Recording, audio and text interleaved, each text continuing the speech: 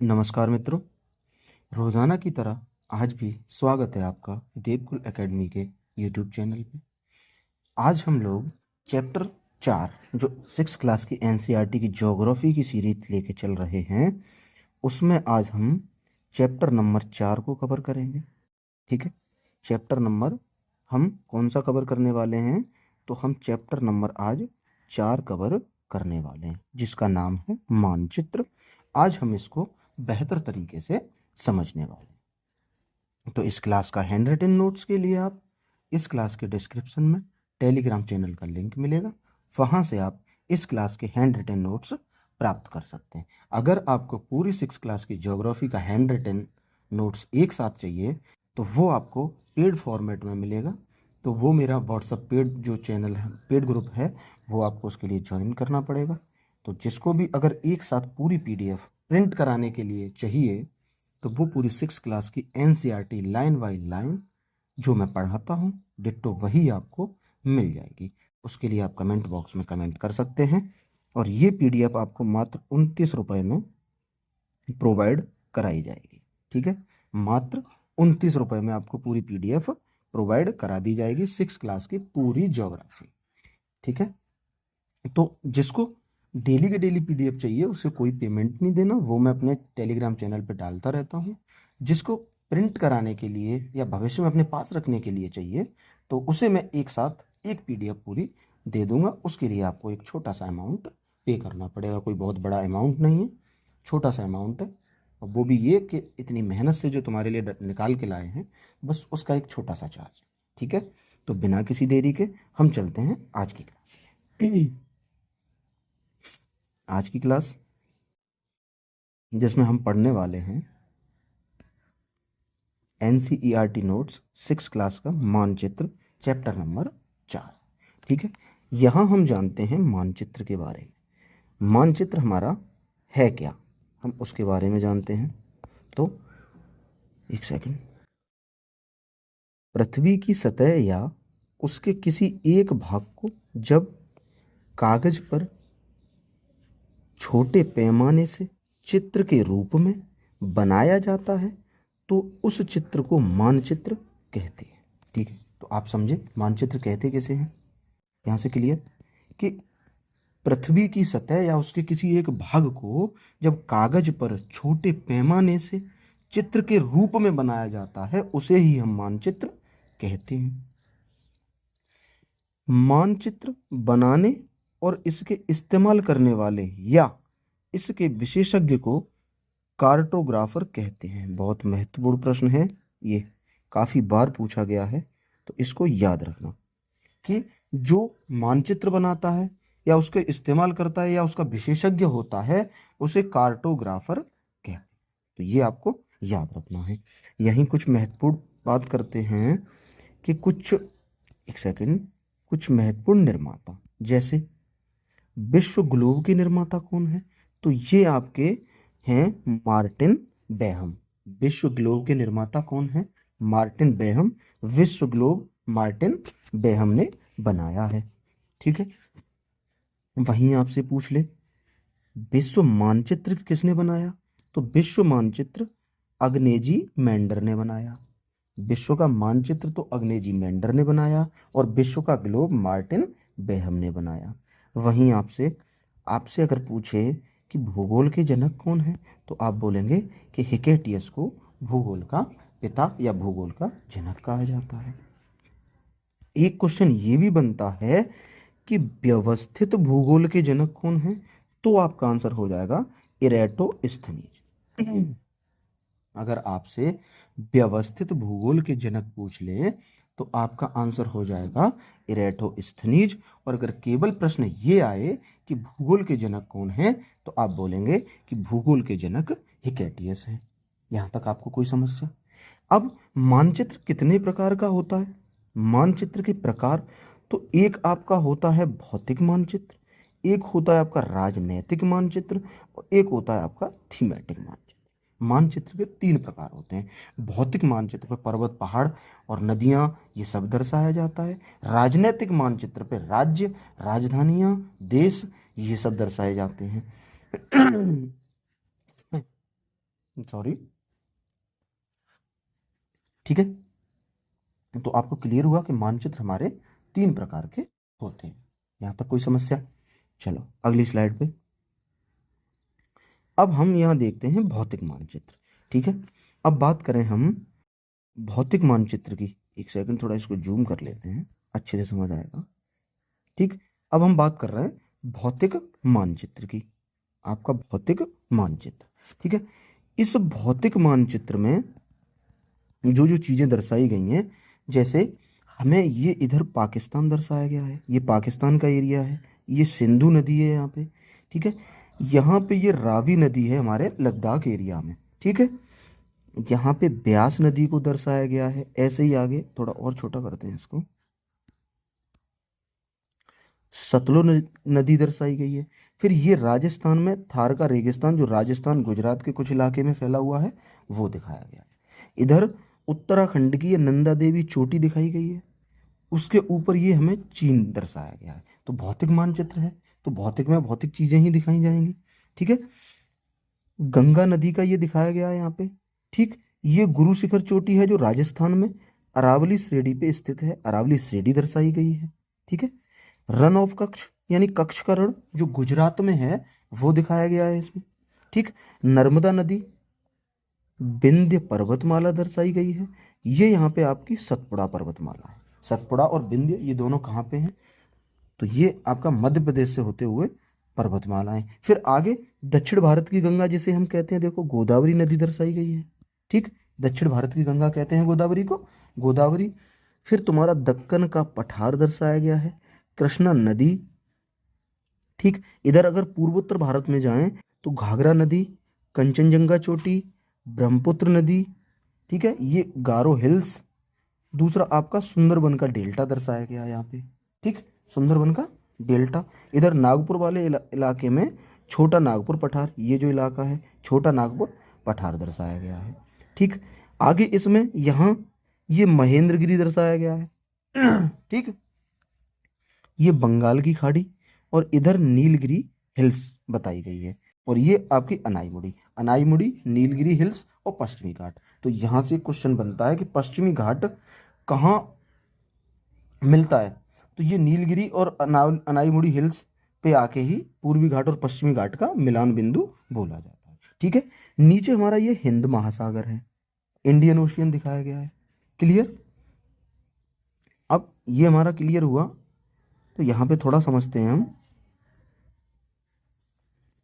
जिस मानचित्र पर पृथ्वी की भौतिक संरचनाएं, ठीक है, जो फिजिकल मैप होता है उस पे क्या होता है, पृथ्वी की भौतिक संरचनाएं होती हैं, उसे ही भौतिक मानचित्र कहते हैं।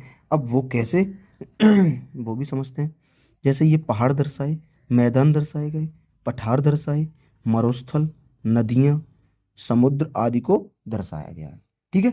तो ये क्या यहाँ से इसकी डेफिनेशन बनती है कि जिस मानचित्र पर पृथ्वी की भौतिक संरचनाएं, जैसे जैसे क्या, पहाड़, नदियां, मैदान, पठार, मरुस्थल, नदियां, समुद्र आदि को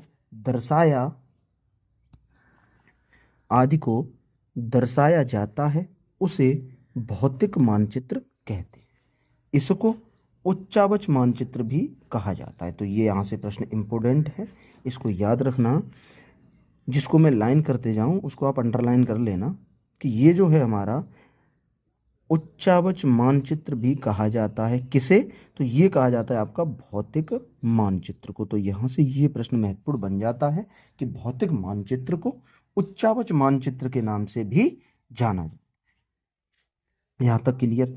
अब हम बात करते हैं राजनैतिक मानचित्र की। तो राजनैतिक मानचित्र देखते हैं। राजनैतिक मानचित्र के बारे में हमने आपको क्या बताया था कि जो राजनैतिक मानचित्र होता है यानी पॉलिटिकल मैप जो होता है, उसमें जिस मानचित्र पर शहर, महानगर, राज्य, देश आदि सीमाओं को दिखाया जाता है, उसे राजनैतिक मानचित्र कहते हैं। यानी राजनैतिक मानचित्र पे शहर की सीमाएं, नगर की सीमाएं, राज्यों की सीमाएं, देशों की सीमाएं, इन्हें दर्शाया जाता है, उसे ही हम राजनैतिक मानचित्र कहते हैं। जैसे ये हमारा इंडिया का पूरा राजनीतिक मानचित्र है। तो इसको बताने से बेहतर यही है कि आप इसको अच्छे से देख लेना वीडियो रोक के कि कौन सा राज्य कहाँ कैसे स्थित है, कौन सा देश कहाँ पे कैसे स्थित है। यहाँ तक क्लियर। चलो अब हम चलते हैं अगली स्लाइड पे। अगले में अब बात करते हैं हम थीमेटिक मानचित्र की। तो थीमेटिक मानचित्र के बारे में समझते हैं।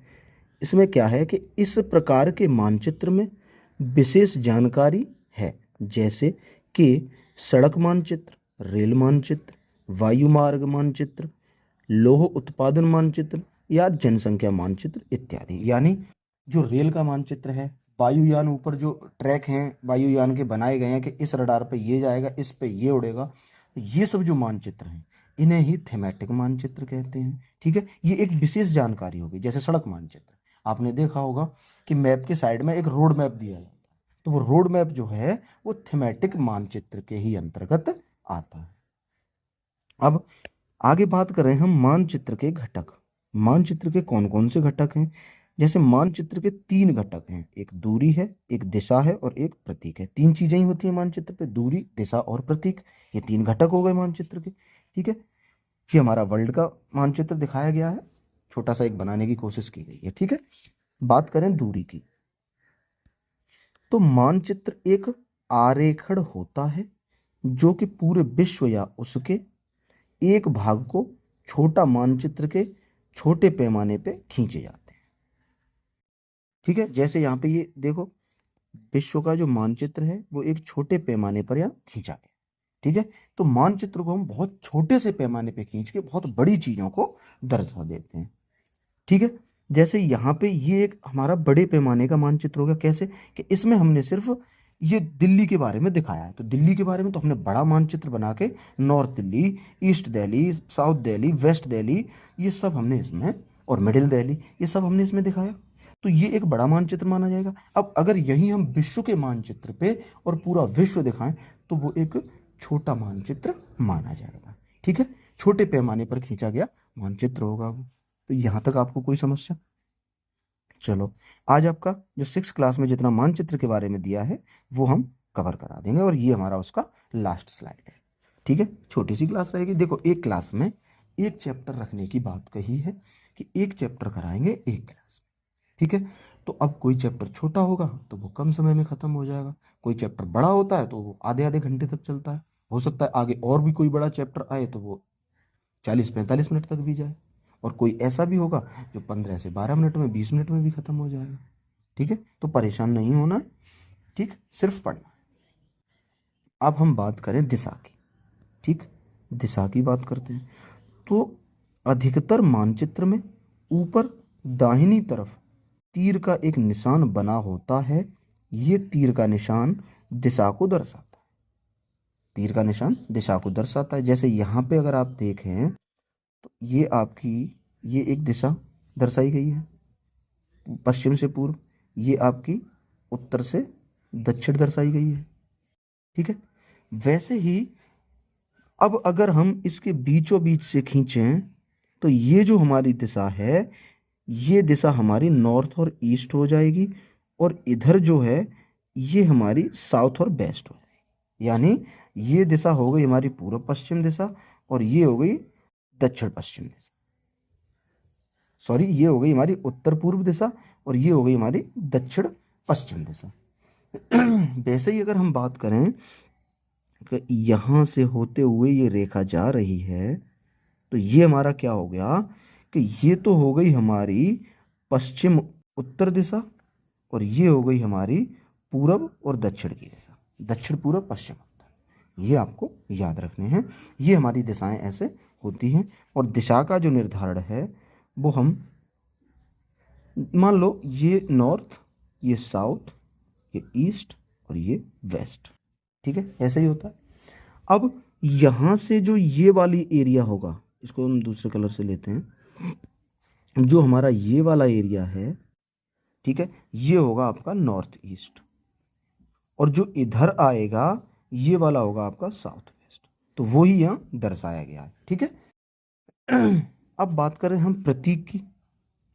प्रतीक की, तो किसी भी मानचित्र पर वास्तविक आकार एवं प्रकार में विभिन्न आकृति जैसे भवनों, सड़कों, पुलों, वृक्षों, रेल की पटरियों या कुएं को दिखाना संभव नहीं होता है।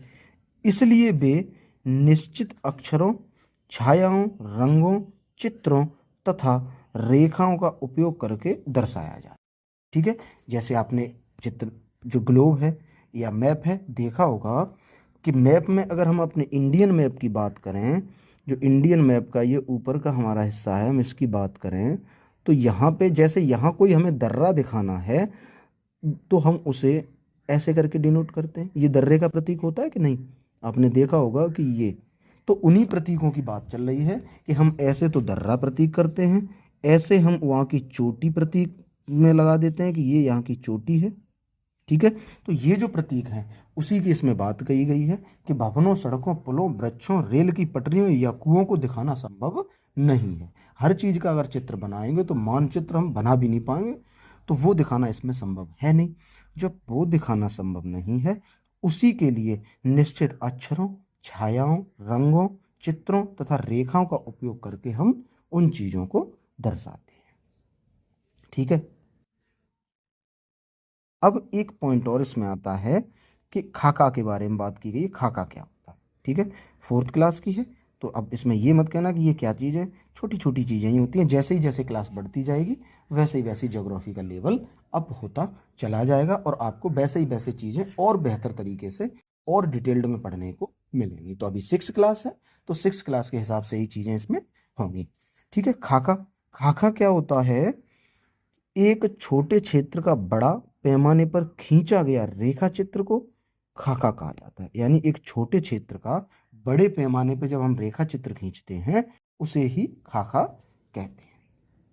यहाँ तक क्लियर? तो यहाँ हमारा चैप्टर 4 कंप्लीट होता है। ठीक है, चैप्टर 4 ये हमारा यहाँ कंप्लीट हो जाता है।